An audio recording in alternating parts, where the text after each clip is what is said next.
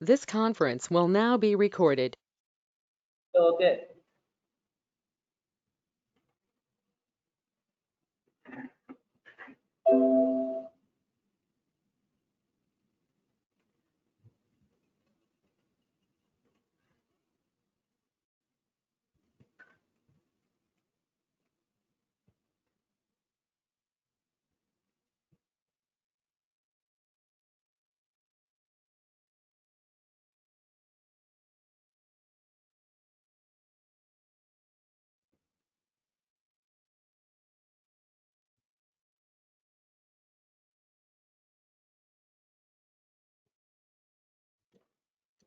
Good morning, all.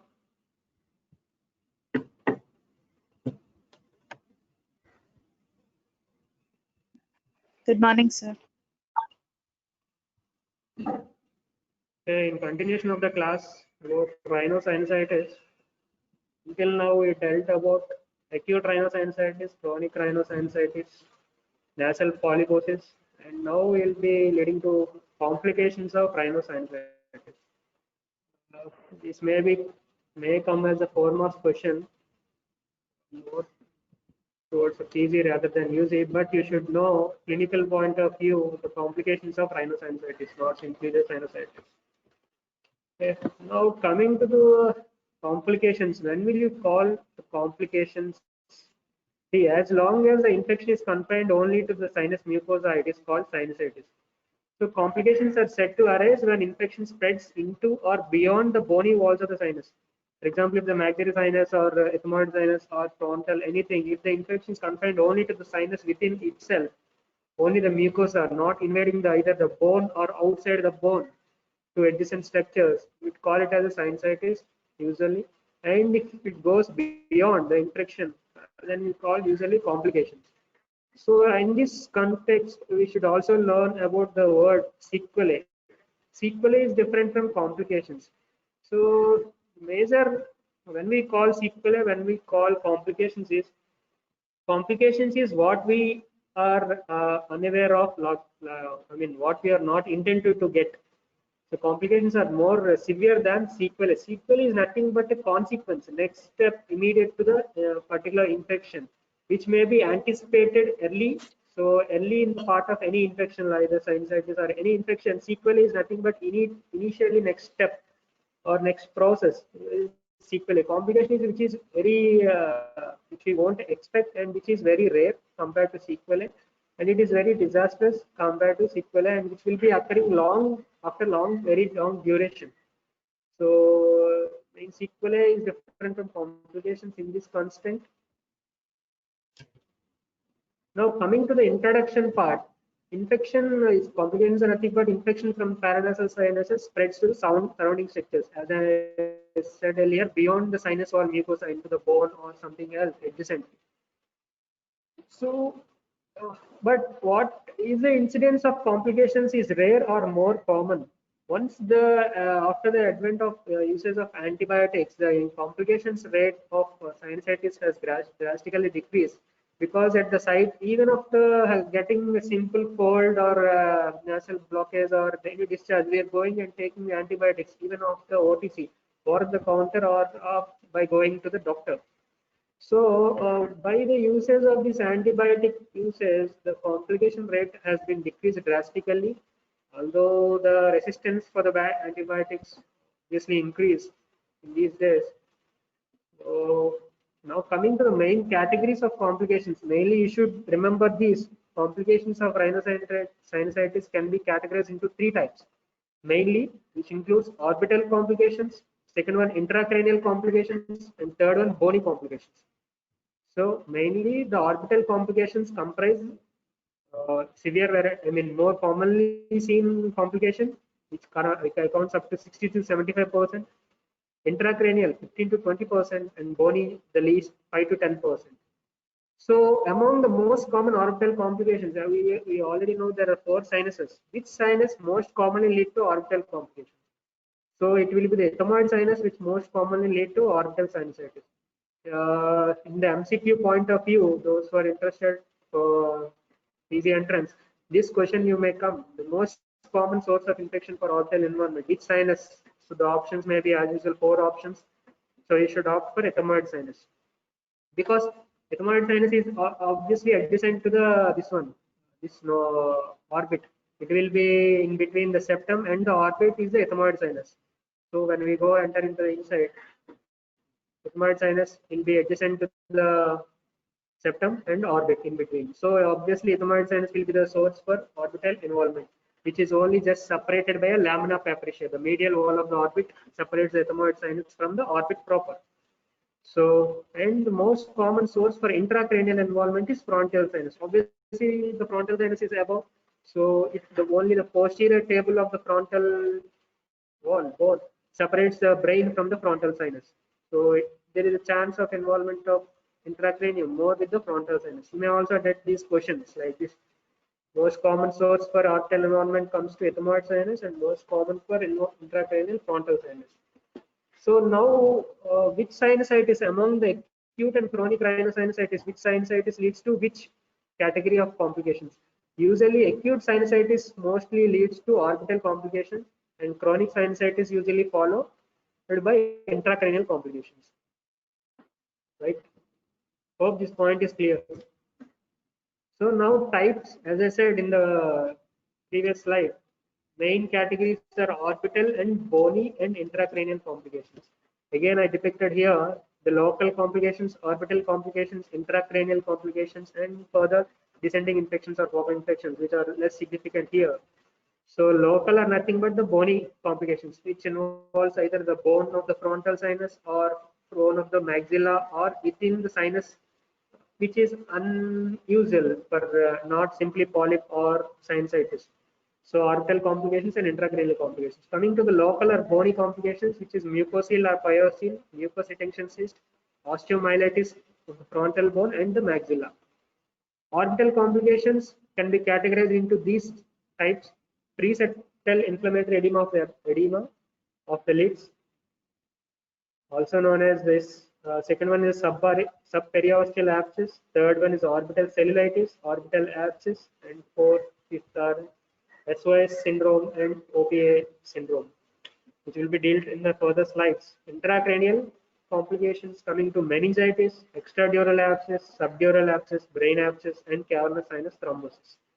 So when any question like this comes, complications of rhinosinusitis, if the question comes like this, you should start with this complications types and you mention these types. And now coming to the pathogenesis of complications, mainly the spread of the infection from the sinus proper to the different structures, adjacent structures, is mainly through these route. Direct spread, what does this direct spread mean? It is through the walls of the sinusitis. I mean through the walls of the sinus cavity, either maxillary bone or something like that. So venous spread is through the venous plexus, and third one is through the lymphatic spread. It is through perivascular lymphatics to subperiosteal spread. So indirect, but direct means through blood vessels. I mean arteries like this. Direct spread, venous spread, lymphatic spread, and perineural spread. Perineural means surrounding the nerves, like especially olfactory nerve, which will be present in the superior part of the septum, above olfactory nerves. So pathogenesis, you should mention these 4 points: direct spread, venous spread, lymphatic spread, and perineural spread. Now coming to the local complications, as I mentioned, the bony complications. See, the most common local or bony complication is the mucocele of the paranasal or mucous retention cyst. So there will be a cystic swelling of sinus line mucosa and occurs as a result of permanent or chronic obstruction of the sinus ostium or duct of the mucous gland. What does this mean is, sinus, as we know, sinus is inside lined by mucosa, and every sinus has an opening outside. So if the sinus ostium is blocked by chronic obstruction, either a mucosa or edema or inflammation or any anatomical obstruction, the duct, the mucus secreting glands which are present in the mucosa or the sinus surrounded, if the duct also of the mucus gland is blocked, the secretions which constantly come from the gland, if the duct is blocked, obviously there will be swelling of the gland like this inside. If you squeeze a balloon with air or water, if you pinch the tip, obviously there will be a swelling. Unless you open it, the air comes out. So same wise, if the duct of the mucous gland is blocked, inside the secretions will be pulled up, and again it may lead to mucocele or pyocele or mucus retention cyst. So what does this mucocele most commonly seen in? Most commonly seen in among the four sinuses, frontal sinus, and next comes the ethmoid sinus. So these complications are mostly seen in these two types of sinuses. We should be remembered. So you may get also the question like this: mucocele of the paranasal sinus is more commonly seen in which sinus? Answer should be the frontal sinus. Just I am mentioning the site for those who are interested in MCQ. See here, you can see a female who is having a swelling over the forehead, over on the left side, left side of the forehead, which may also extending like this. So you can see clearly the eye of this eye of the right eye and the left eye. Left eye is deviated downwards and laterally because the swelling is more present on the medial. This is medial canthus, this is lateral canthus. The swelling is more on the above and the medial canthus. It is going out to the lateral side also and involves the left side of the frontal bone, frontal area. So frontal, as I said, frontal sinus mucocele is the most common. So how will it present? Presentation of frontal sinus mucocele is usually presents in the superior-medial quadrant of the orbit. See here, this is the superior part of the orbit, and this is the medial side. Towards the midline is the medial side. Towards the lateral side is the lateral. So superior part, superior midline.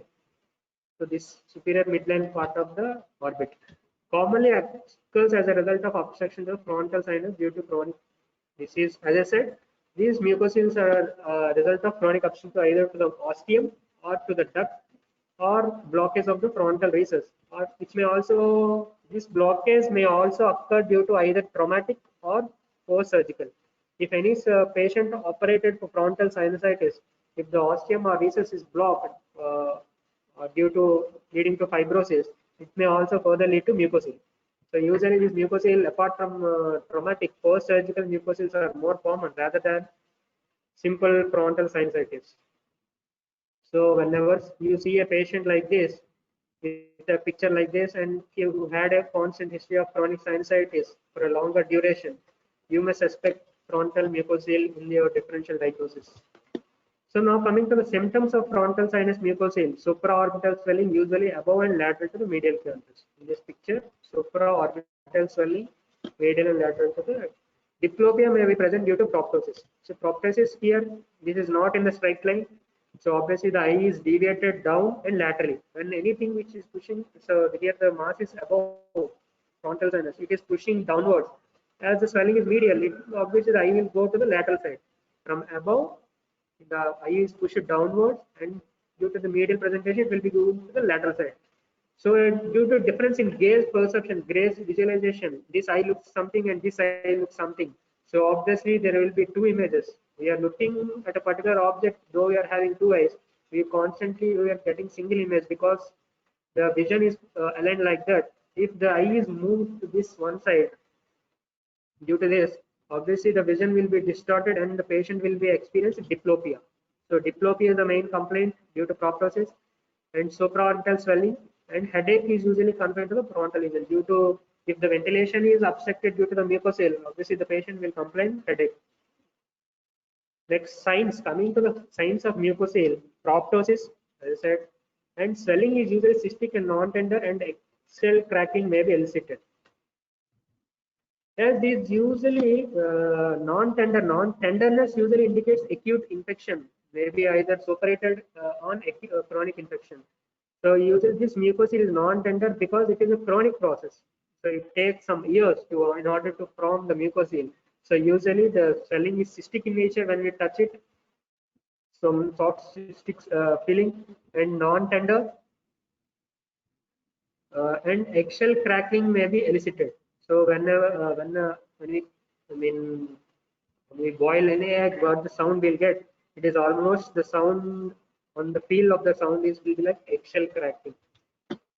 So now coming to the investigations, next investigations should be the X-ray PNS, CT scan, and diagnostic nasal endoscopy.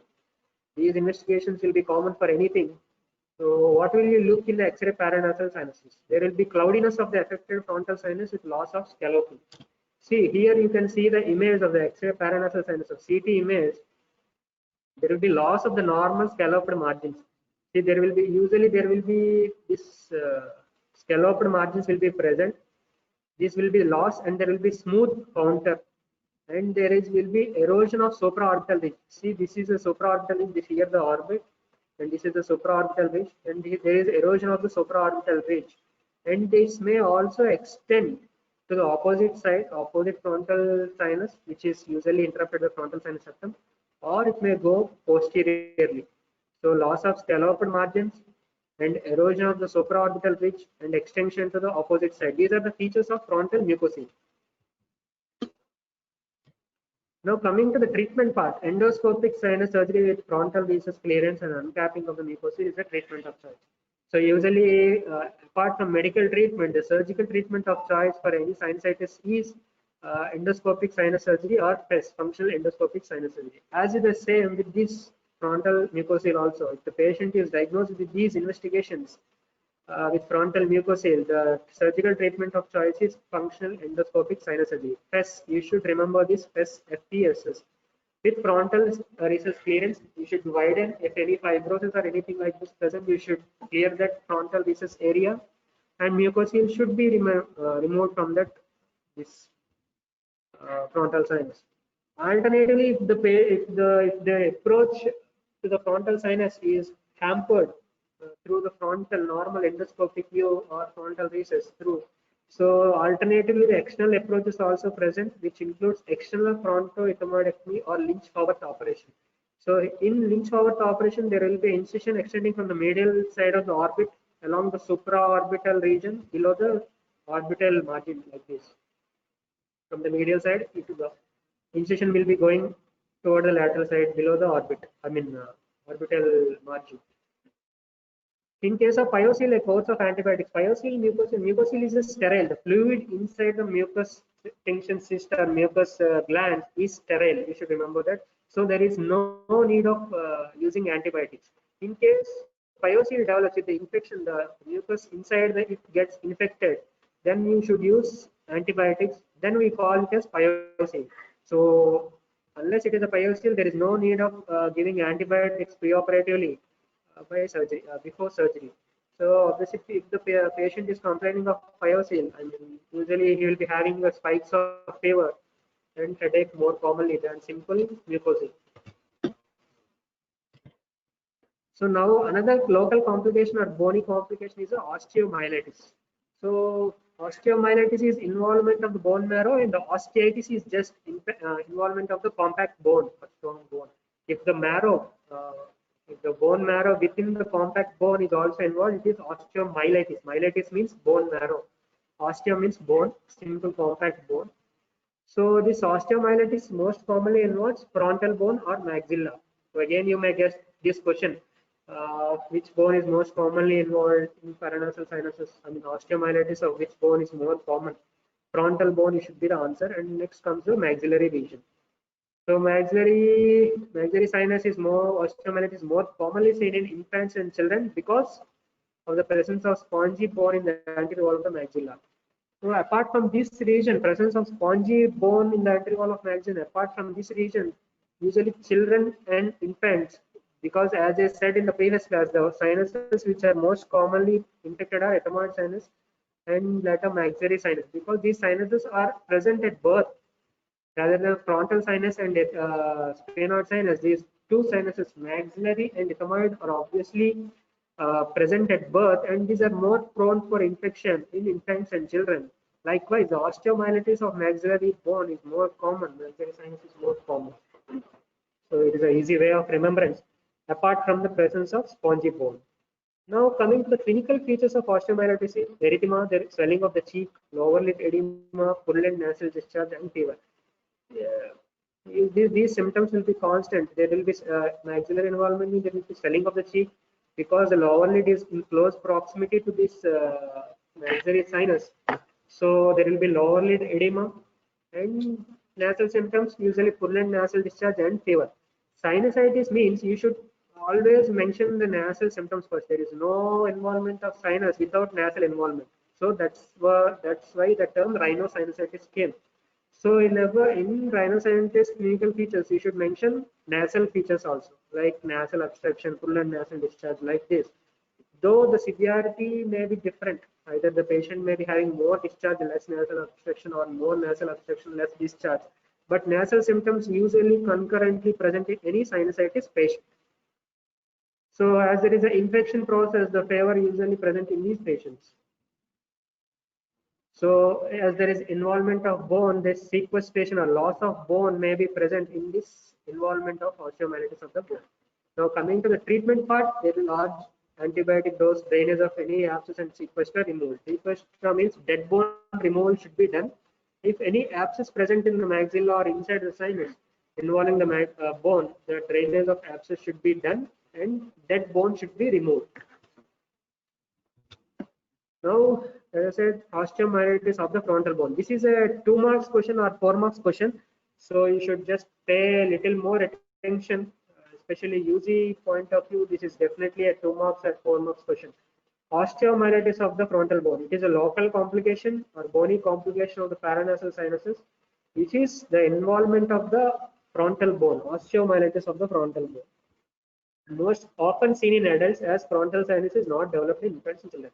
In the previous slide, I said osteomyelitis of maxilla is more common in infants and children because obviously this maxilla and ethmoid are present at birth. So this infection is mostly seen in infants and children. But osteomyelitis of frontal bone is more common in adults. This point makes sense. So frontal sinus is not developed in infants and children. It may result. So how will it usually leads to osteomyelitis of the frontal bone is from frontal sinusitis to frontal bone osteomyelitis is it is through either to directly or through the venous spread. As I said in the previous slide, pathogenesis. So this either through direct spread or through the venous spread, the infection from the sinus spreads to the bone. Pus, so now how will the patient present clinically is pus may form externally under the periosteum as soft dumpy swelling or internally as an extradural abscess. This is the most common presentation, Pott's puffy tumor. So you may get simply the question Pott's puffy tumor. You should not confuse what this Pott's puffy tumor is because it is nothing but the osteomyelitis of the frontal bone. So how you can see here, I will show some image. Pus may form externally under the periosteum as soft dumpy swelling. So you can see here the image which I am showing now. See here, you can see here Pott's puffy tumor here. So this is a frontal bone where I am pointing here. This is the frontal sinus here. Behind everything is the brain. This all thing is brain. This is normal anterior. This is the frontal bone. And above the frontal bone, it is lined with the periosteum, right? So periosteum. If there is a swelling or collection of this in between the periosteum and the frontal bone, it is Pott's puffy tumor, which is a local complication of the frontal bone, osteomyelitis. So this involvement of the bone and it leads to swelling in between the periosteum and the bone is nothing but Pott's puffy tumor. See, so this Pott's puffy tumor, also known as subperiosteal swelling. In intracranial complications, you may encounter the terms like subdural abscess, extradural abscess, or brain abscess, or intracerebral abscess, epidural abscess. Like these terms, you will be hearing. These are related to the dura mater, above the dura, below the dura, everything. In relation to the periosteum, if there is swelling in relation to the periosteum, subperiosteal swelling, which is anterior to the frontal bone, these abscesses are not subdural abscess and extradural, which can't be seen externally, but this subperiosteal swelling, which will be seen externally, there will be a swelling like this. I will show the image now. So in simple one word, what is Pott's puffy tumor? If anyone asks, especially in Viva, you should mention it is a subperiosteal swelling of the frontal bone, which is due to osteomyelitis of the frontal bone. Okay. So pus may form externally under the periosteum a soft dumpy swelling. Dumpy means like maida. When we prepare any chapati like this, if the mixture what we feel, the texture, it is almost similar to that like texture. So soft dumpy swelling. This is an important clinical point of examination point of view in examination. So pus under periosteum as soft dumpy swelling, Pott's puffy tumor. This I am stressing on this because it is definitely an exam question. exam point of view, this is very important question. So here you can see the image here. So you can see here the swelling. Hello.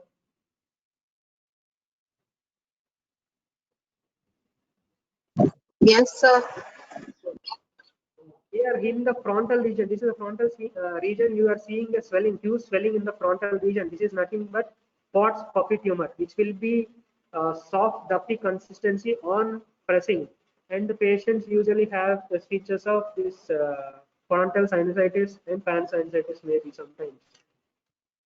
So now coming to the treatment part, the large dose of antibiotics should be indicated, or drainage of abscess and trephining of the frontal sinus through its floor, because this abscess should be drained like because it may lead to further complications. The patient may deteriorate further.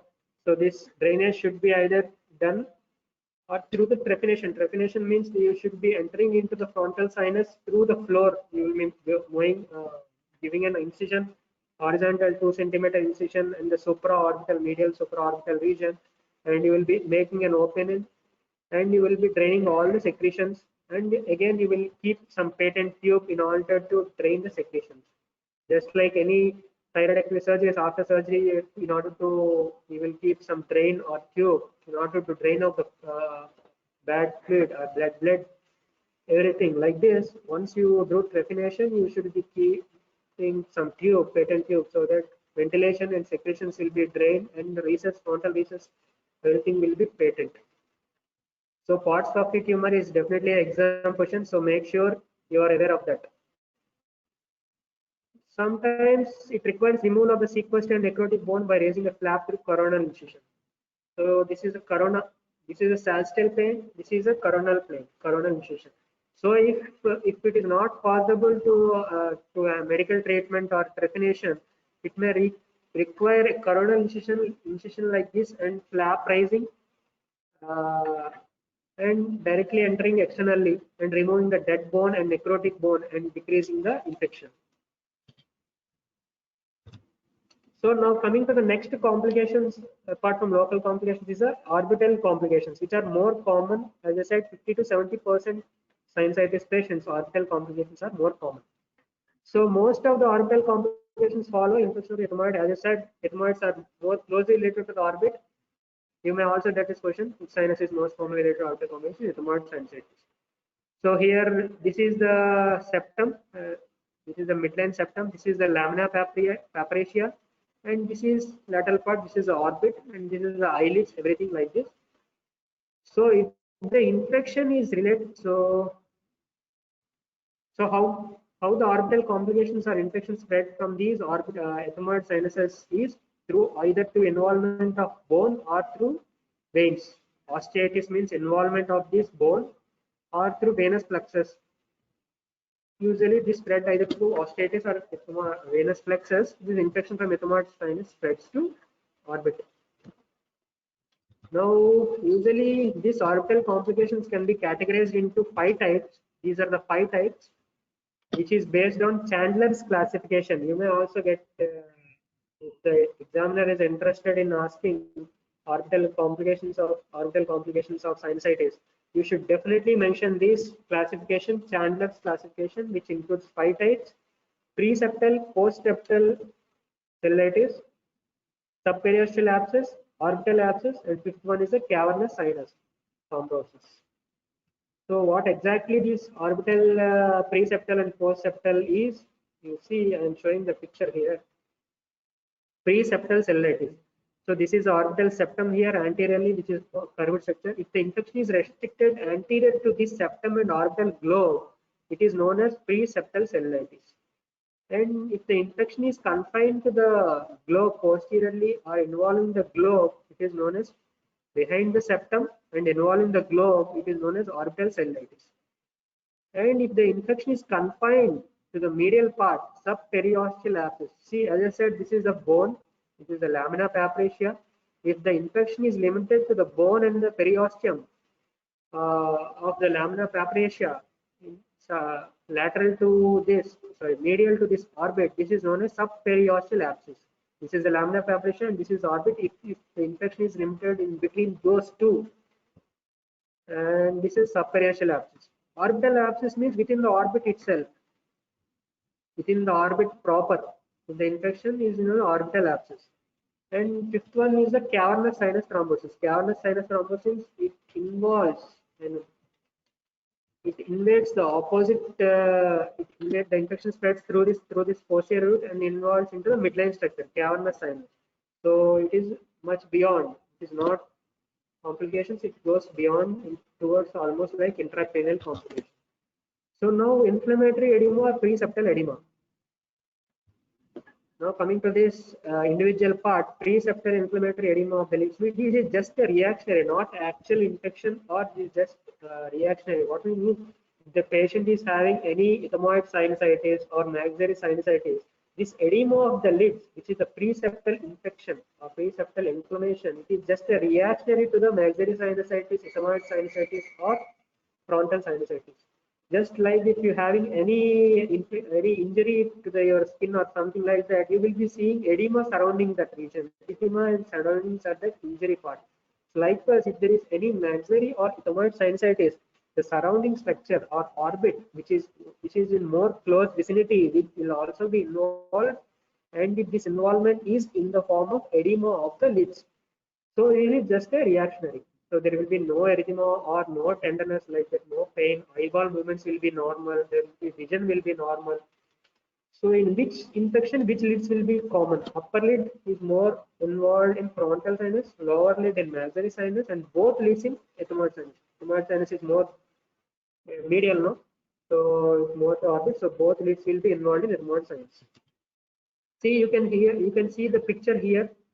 So there is a swelling of both upper and lower lids here, and here. Mostly here, upper lid is more commonly involved. So if any patient in the clinical point of view, or any at your home or anything like that, if you see any patient like this having frontal sinusitis or maxillary sinusitis and having this presentation, you should not be confused that it is a some serious problem. You may think in the differential diagnosis that it may be a preseptal cellulitis or just a sequelae of this infection. So how will you manage? Intravenous antibiotics, head end of the bed elevation in order to decrease the edema, and warm compressions. And in order to facilitate the expected sinus drainage, you should use nasal decongestants, mucolytics, and saline irrigations. Now next comes the subperiosteal abscess. Here the pus collects outside the bone under the periosteum. See, periosteum will be surrounding the bone. Just like subperiosteal swelling of the frontal bone, here the lamina prapacia. Here the swelling, the abscess will be collected in between the lamina prapacia bone and the periosteum. So subperiosteal abscess from ethmoids forms on the medial wall of the orbit and displays the eye forward, outward, and laterally. So if the swelling is present in the medial side of the orbit, obviously if there is pushing from the medial side, the eyeball will be moved laterally, and if it involves upwards, it will be downwards and forwards. So if the patient is presenting with any proptosis, the direction of proptosis also you should be aware whether it is it may also give an indication that which sinus is most commonly involved. If the patient is presenting with the maxillary sinus abscess, usually the swelling is from below. So obviously the proptosis will be upwards and forwards. Okay, because the sinus is located in the inferior side. In frontal sinus, as the abscess is above, the displacement will be downward and forward. Okay, in ethmoid sinus, as it is the medial boundary to the orbit, if there is any infection from this ethmoid sinus in the involvement of orbit, the proptosis will be like this: forward, downward, and laterally, because it is medially located. See here, from the frontal sinus, the abscess is situated just above and behind the medial canthus and displaces the eyeball downward and laterally. There will be, from the maxillary sinus, the displacement will be upwards and forwards. So this direction of proptosis or displacement of the eyeball may also give just a clue which sinus may be infected. So this is clinical point of observation. Now coming to the symptomatology, how these presents usually see, you can see in this CT scan here, this right side orbit is everything is perfectly normal here. See, but here the globe is displaced laterally. Here it is, the orbit is here clear, but this here the globe is displayed laterally because this is the abscess here. You can see some air pockets also here in between the bone and the orbita, periorbita. So this is a subperiosteal abscess. So this one, in this scan, this is a subperiosteal abscess. So pus formation between the periorbital lamina papyracea, so that it displays orbit downwards and laterally. So here the patient presents with proptosis and chemosis and ophthalmoplegia. Ophthalmoplegia is restriction or movements of the eyeball. Chemosis means congestion of the conjunctiva, everything, or say edema of the lids comes under chemosis. And so there will be a risk of getting involvement of the optic nerve, and the vision may also get compromised. So how will you treat? So here is a picture. Sometimes if there is a rupture of this periorbita, the pus may also rupture through the septum and present in eyelids. This may also be seen in some patients. Here you may see in this picture, there will be a rupture of this orbital and periorbital septum, and there will be discharge of pus into the outside. So IV antibiotics must, and worsening visual acuity, surgical drainage. When will you advise surgical drainage is if the visual acuity is deteriorating or there is entrapment of the muscles, extraocular muscles, and restriction of the eyeball movements. Or if there is no improvement even after 2 days of treatment, aggressive treatment. Now coming to the third part, orbital cellulitis. When the pus breaks its periosteum and enters into the orbit, then it is usually leads to this orbital cellulitis because it involves the orbit proper and finds its way into the orbit. Subperiosteum means it is outside the orbit. Orbital cellulitis, preseptal cellulitis is also outside the orbit, but orbital cellulitis or orbital abscess which involves within the orbit proper. So here the spreads between the orbital fat, extraocular muscles, vessels and nerves. Here it is just a cellulitis, but it is less severe than orbital abscess. So there will be a lid edema, anophthalmos, chemosis, conjunctiva. These symptoms are more almost common to every subcategory of orbital complications. But in preseptal cellulitis, usually you won't see any of these symptoms like exophthalmos, chemosis. In rest, you may also see mild severity. In this, patient may run high fever with partial or loss of vision. These symptoms you should be kept in mind. But this orbital cellulitis is also dangerous because of this optic nerve. Through this optic nerve, this infection may spread. It is but the perineural spread. I said there are different spreads: direct spread, lymphatic spread, venous spread, and perineural spread. Here, this is optic nerve, right? Which is the second nerve. The venous neural epithelium surrounding this optic nerve is also a entry route for spread of infection from the orbit to the brain or other structures.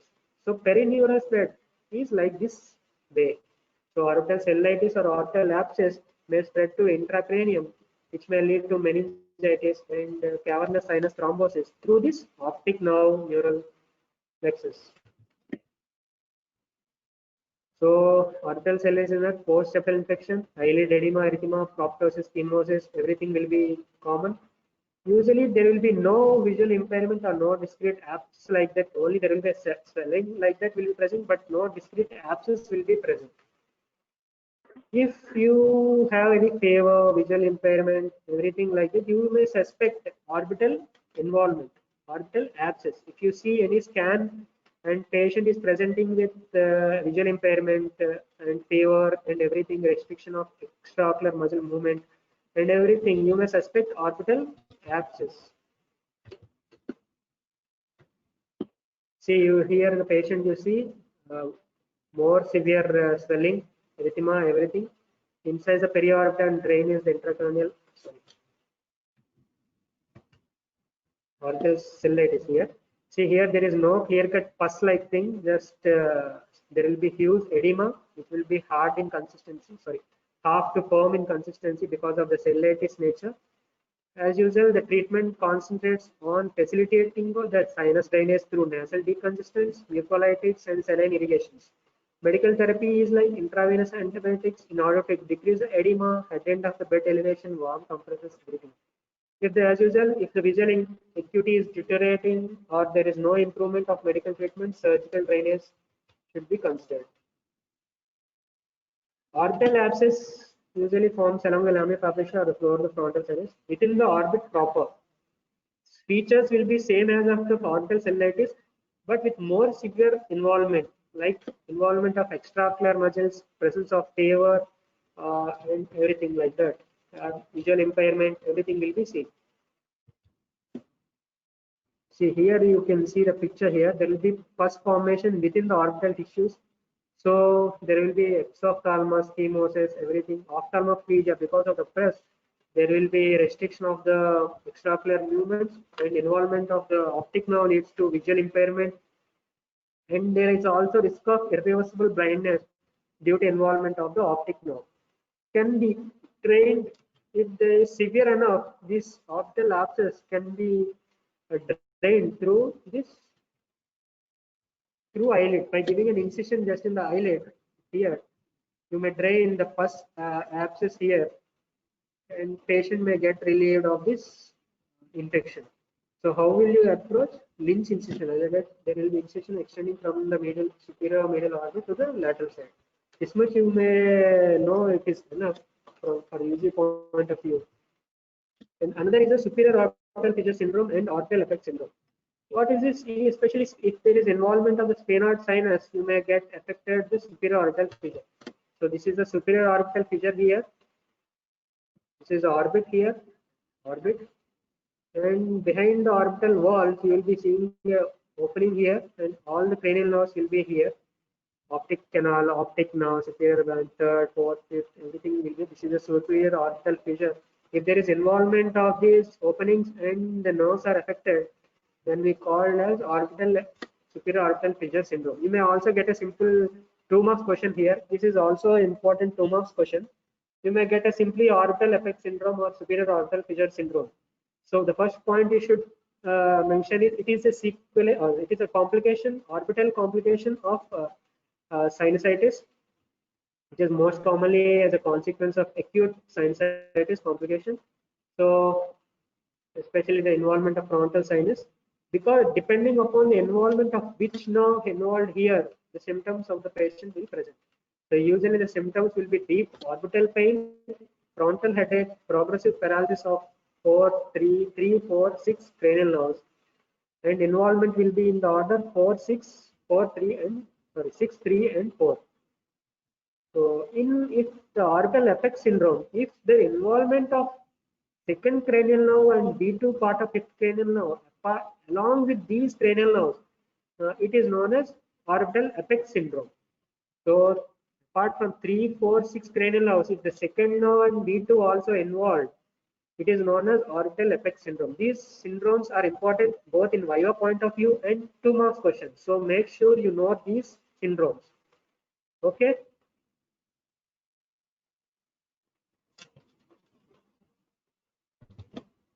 Now coming to the intracranial complications, the second most common complication after orbital complications is intracranial complications.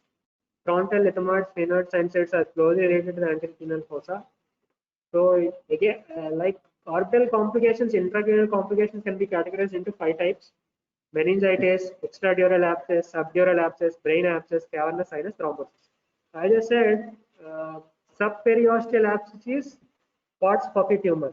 These subdural, extradural, intracerebral all comes under intracranial complication. So the same picture as I showed before. This is a frontal bone. This is a periosteum. In between periosteum and frontal bone, Pott's puppy tumor, subperiosteal abscess.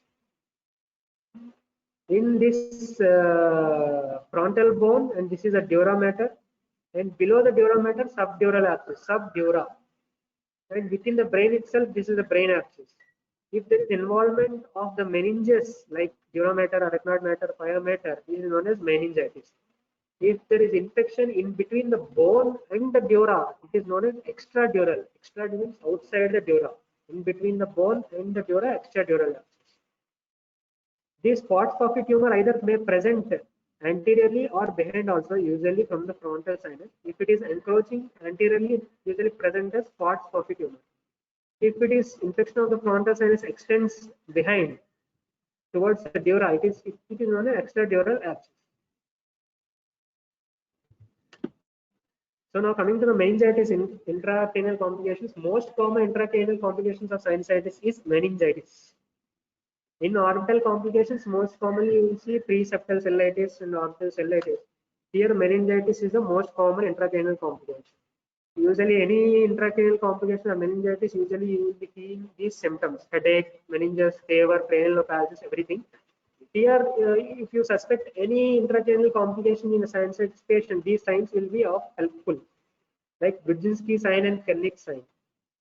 See what this Kernig sign. Hope you are all aware of these signs, but this brief recap. If you flex the neck of the patient, if there is elevation or flexion of the knee and hip on flexion of the neck in a passively sleeping supine patient, it indicates Brudzinski sign or neck rigidity. In neck rigidity or neck stiffness, if the neck is passively flexed in a supine position, there will be passive flexion of the knee and hip region. This is Brudzinski sign, which will be seen in meningitis or subarachnoid hemorrhage.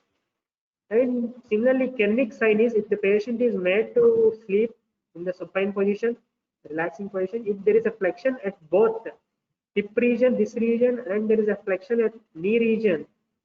On making flexion at both hip and knee region, if you try to extend this knee region, the patient will be unable to extend, and there will be difficulty in extension, and there will be severe pain and neck stiffness. This is known as Kernig sign, which will be most commonly seen in meningitis. And second most common intracranial complication is extradural. As I said, above the dura, below the frontal bone. This is extradural abscess. This is the second most complication, usually a consequence of frontal sinusitis. So symptomatology, as the abscess, there will be a fever, headache, nausea, vomiting. Any intracranial abscess or intracranial involvement, these symptoms are common. Nausea, vomiting. Vomiting will be used in the form of projectile vomiting, fever, headache, papilledema, hemiparesis, seizure. Due to involvement of mass effect, you may also get hemiparesis seizures also. The first thing, any intracerebral pathology, usually lumbar puncture is contraindicated. But usually, if you suspect any meningitis, in order to diagnose meningitis, usually you will be doing lumbar puncture in order to differentiate viral etiology, lymphoid, typhoid etiology. But if you see any scan picture like this, any abscess picture on like this, usually lumbar puncture is contraindicated. Prophylactic seizure therapy is not usually necessary unless you get seizure. You have to give this. So, as this is a consequence of frontal sinus drainage is must, and frontal sinus stretchination should also be done. Frontal sinus cranialization. Frontal sinus cranialization means removal of the frontal table, as this frontal sinus will be having two parts: anterior table and posterior table. This is the frontal sinus. This is the anterior wall of frontal sinus, and this is the posterior wall of the frontal sinus. Frontal sinus cranialization means if you allow this cerebral matter, cerebrum, to allow fall into the frontal sinus by removing the posterior table of the frontal sinus wall, it is known as frontal cranialization. This may get exact. It is a PG point of Viva, but not for uses. Just a namesake. I'm telling frontal cranialization means allowing the brain or cerebrum to allow into the frontal sinus by removing the frontal posterior wall. It is frontal cranialization. Frontum into the frontal cranialization means brain. So next common abscess is subdural abscess. Epidural, subdural. Next, it is also same features: headache, fevers, vomiting, lethargy, coma is also more common. Subdural is below the dura. Here. So next comes the intracerebral, which is not related to the dura mater, which is the intracerebral abscess. Here, there is more chance of getting seizures or hemiparesis compared to the epidural or subdural abscess. Although the symptoms are more common, are headache, mental changes, fever, everything, focal neurological deficit, everything. So as you see in everything, I am writing generally from frontal sinusitis. So intracranial complications are more common from frontal sinus, orbital from ethmoid sinus. This should be kept clear. So here lumbar puncture is usually fatal and aggressive medical therapy is usually indicated because any intracranial complication usually we will not manage. It will be usually under medical or neurological management. Neurologist will manage. But you should be aware that antibiotics, anticonvulsants usually routinely given and steroids in order to decrease the periorbital edema or periapsis edema here. In order to decrease the mass effect and leading to hemiparesis or stroke like that, seizure effect, you should definitely go with steroids and mannitol, which decreases the intracranial pressure. So this is the treatment part. And drainage of frontal sinus or frontal sinus abscess should also be done. Now next comes the cavernous sinus thrombosis. As I said in the previous slide, last two slides.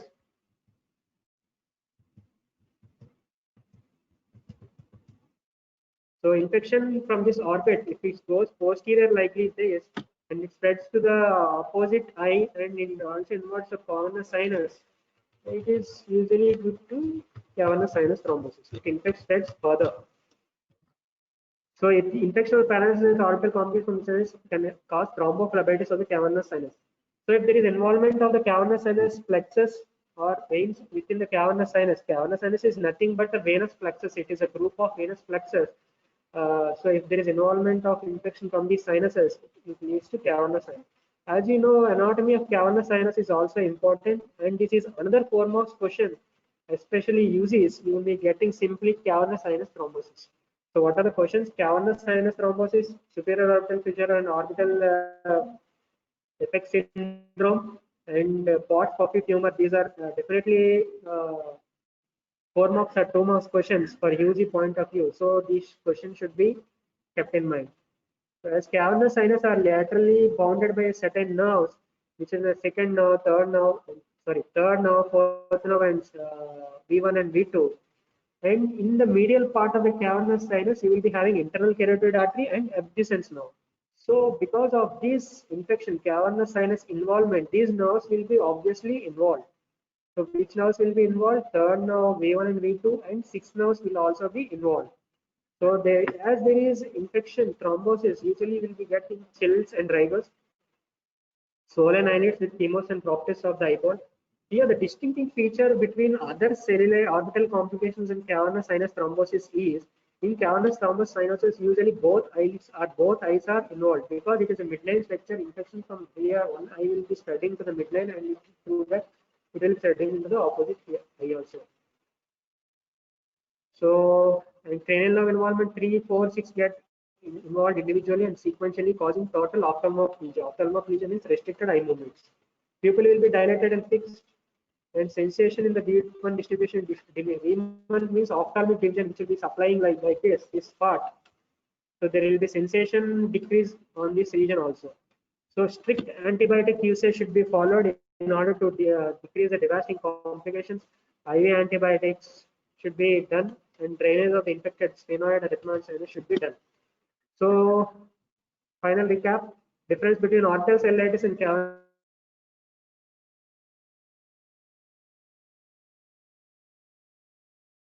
sinus thrombosis. Usually, orbital cellulitis is the consequence of ethmoid sinusitis.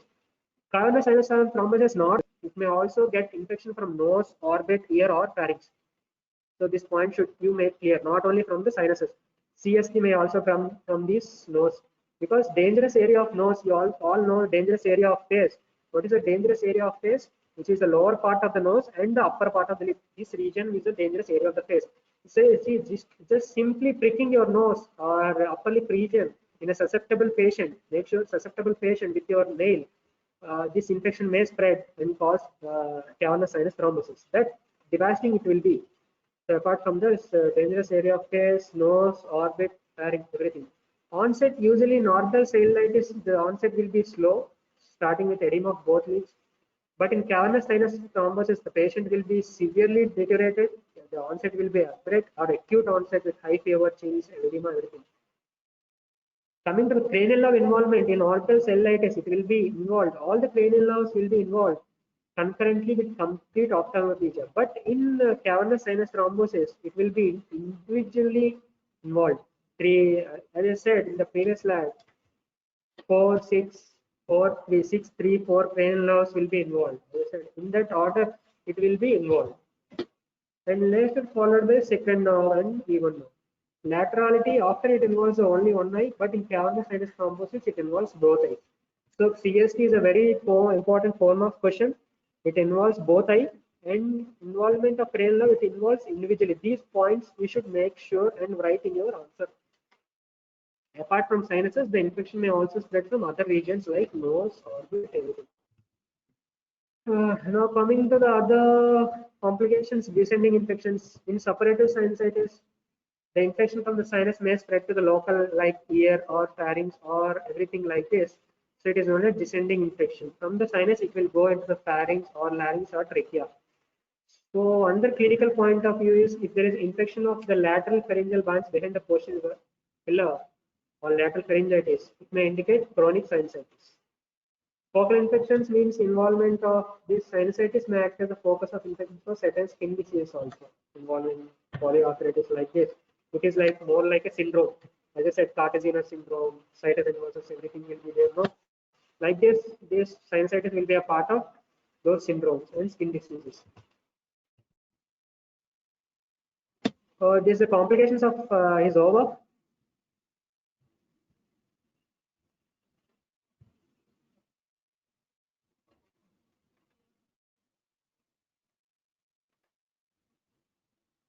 Thank you all.